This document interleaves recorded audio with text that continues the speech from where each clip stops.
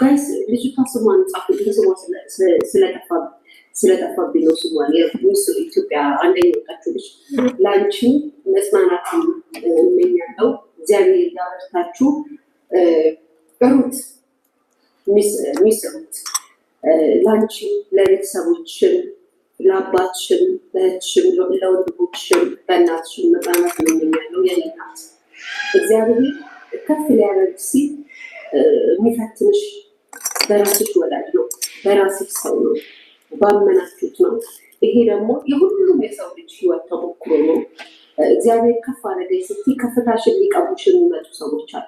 እንግዲህ የሰማሁት ነገር ልብ የሚነካና የሚያስደነግጥ ነገር ነው። እንደሰማሁት ነገር ከሆነ እግዚአብሔር የእህትሽን ሀቅ ያውጣልሽ። ጠንካራ ሁኚ፣ አይዞሽ። እንዳልሽው ጥላቶቼን እኔ እጠብቃለሁ፣ ወዳጆቼን አንተ ጠብቅልኝ ያልሽው ትክክል ነሽ፣ ትክክል ነሽ። ጥላትማ ጥላት ነው ብለን እንጠብቃለን።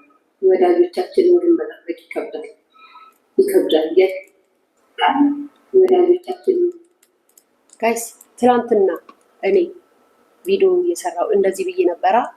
በነገራችን ላይ ከስንት ቀን በፊት መሰላችሁ? ከ3 ቀን በፊት ነው። እኔ ገና እንትኗን አስክሬኗን እንዳገኙ ነው እዛ አካባቢ ያሉ ሰዎች ደውለው የነገሩኝ እና በዚህ አጋጣሚ ይህንን ወንጀል የሰሩትን ሰዎች እጅ ከፍንጅ የያዛችሁት ፖሊሶች እናመሰግናለን።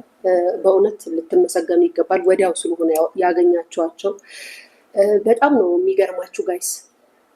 በጣም ቤስት ፍሬንዷ፣ በጣም ጓደኛዋ፣ የቅርብ ሰዋ፣ አብረው ብዙ ነገር ሲያረጉ ሲሰሩ የነበሩ ሁሉን የምታውቅ ሁሉ ነገሯን የምታውቅ ቤስት ፍሬንድ ብቻ አይደለም፣ ላይክ ሲስተር እህቴ ምናምን የሚባባሉ ናቸው። እና ዲዛይነር ናት ቅዱስ በነገራችን ላይ። እና በጣም በብዙ ነገሯ እዛ አካባቢ ያሉ ሰዎች ሲናገሩ እቺ ወዳጇ በብዙ ነገሯ ትቀናባት ነበረ። በቃ ማለት ይሄ ሰው አንዳንዴ መቅናቱን የማታውቁበት ሰው አለ አይደለ? እናንተ የሆነ ነገር ስታረጉ ደስታ አስመስሎ ግን የሚጎዳ ንግግር የሚናገሯችሁ የሆነ አሉ። እንደዚህ አይነት ወዳጅ በዙሪያችሁ ታውቃላችሁ። የሆነ ነገር ስታረጉ የእናንተን ነገር ለማበላሸት ደስ በሚል ጨዋታ የሚጫወቱ ሰዎች አሉ። በነገራችን ላይ ዝም ብላችሁ ከተመለከታችሁ ደስ በሚል ንግግር፣ ደስ በሚል አይነት ጨዋታ የሚጫወቱ ሰዎች አሉ። እና እንደዛ አይነት ሴት ነበረች እና በሆነ ነገር ተጋጅተው አንድ ወር ያህል አልተደዋወሉም፣ አልተነጋገሩም። የገዛ ቤስት ፍሬንዷ ጓደኛዋ ከቤቷ አስጠርታ ቤት ኮንዶሚኒየም ተከራይቻለሁ እና በዛውም በስራ ጉዳይ የምታናግረው ሰው አለ ብላ ከቤቷ ጠርታ አሳግታት ህይወቷን እንድታጣ ህይወቷን ምክንያቱም ከረቀቅንሽ ስለምታቂም ምናምን ብለው ህይወቷን አጥፍተው የተከራዩት ኮንዶሚኒየም ላይ ሂደው ጥለዋት ተሰውረው አንደኛው የተያዘው አዳማ ነው ምናምን ነው። እሷ የተያዘችው እዚሁ ኮንዶሚኒየም ውስጥ ነው የተያዘችው ጓደኛዋ ማለት ነው። እና የገዛ ጓደኛዋ ቤስት ፍሬንድ ናት እንደዚህ ያደረገቻት። እና ዝም ብላችሁ ስታስቡት ማለት በጣም ነው ሰው የሚያስፈራው በዚህ ሰዓት። ጓደኛ የሌላችሁ የሩት እህት ማለት ነው። ያ ማይኩን ጥረጊ። ለምንድን ነው ማይኩን ጥረጊ? ምን ሆነ? አይሰማም ዲጋይስ ድምጼ? እስኪ ድምጼ አይሰማም? ምን ሆነ? አይሰማም ዲጋይስ ድምጼ? እስኪ ይሰማል እኮ ድምጼ አይሰማም? ምን ሆነ? አይሰማም ዲጋይስ ድምጼ? እስኪ ይሰማል እኮ ድምጼ አይሰማም? ምን ሆነ? አይሰማም ዲጋይስ ድምጼ? ድምጼ አይሰማም? ምን ሆነ? አይሰማም ዲጋይስ ድምጼ? አንዳንዶቻችሁ ሆን ብላችሁ ወሬ ለማደናቀፍ የምትመጡ ሰዎች አላችሁ። ሆን ብላችሁ ማለት ነው። ከየት እንደምትመጡ አላውቅም። ምንድነው ውሰጂ ጂና ቡርቴ። ወደዚህ የማይመጣ ነገር ከሆነ ዝም ብለሽ ከፍተሽ እንትን በይ። ቪዲዮ ለቀሽታ ነው እና ትናንትና በጣም የሚገርማችሁ ነገር እኔ በጣም ሰበር ኮሎምቢያ በአዲስ ያንተ ሰበር ደግሞ ያልቃል። በነገራችን ላይ ይሄ ጋዜጠኛ ሰበር አሁን የገባል። በነገራችን ላይ ይሄ ጋዜጠኛ አንዳንዴ ሲከፈለው ውሸት ይዘግባል አሉ። አንተ ሰማውልህ ደግሞ እኮ አንተ ውሸት እንደምትዘግብ ገንዘብ ሲከፈልክ ሰማውልህ። አንተ ጋዜጠኛ ሰማውልህ። መቼም ጉድ ነው። ገንዘብ የማይቀይረው ነገር የለም። ሁላችሁንም ገንዘብ እንደቀየራችሁ ነው። በቃ እኔ ብቻ ነው ገንዘብ የማይቀይረኝ ማለት ነው ጋይስ። ለገንዘብ ብዬ የማልዘግበው እኔ ብቻ ነኝ።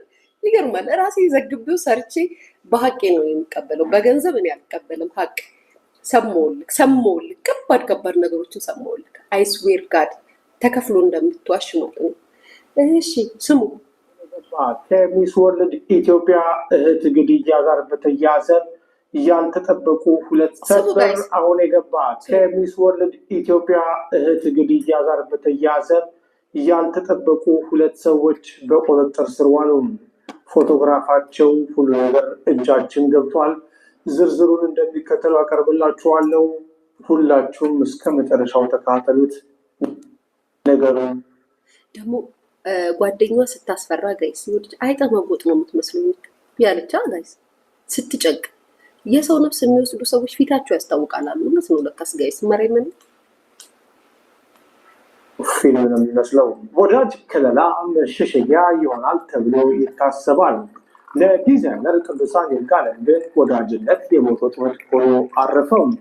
የ2020 ትውውቅ ከነበረ ጋይስ መጣ አለው ቤተሰብ አለው ተረገመ። አሁን በዚህ ሰዓት ይደውላል ጋይስ አለው ቤተሰብ አለው አለሽ። ኦኬ ደውለው ቆሮ ምቀኞች ልክ ላይፍ ስገባ ይደውላሉ። ለነገሩ ዘጋሁት ነው።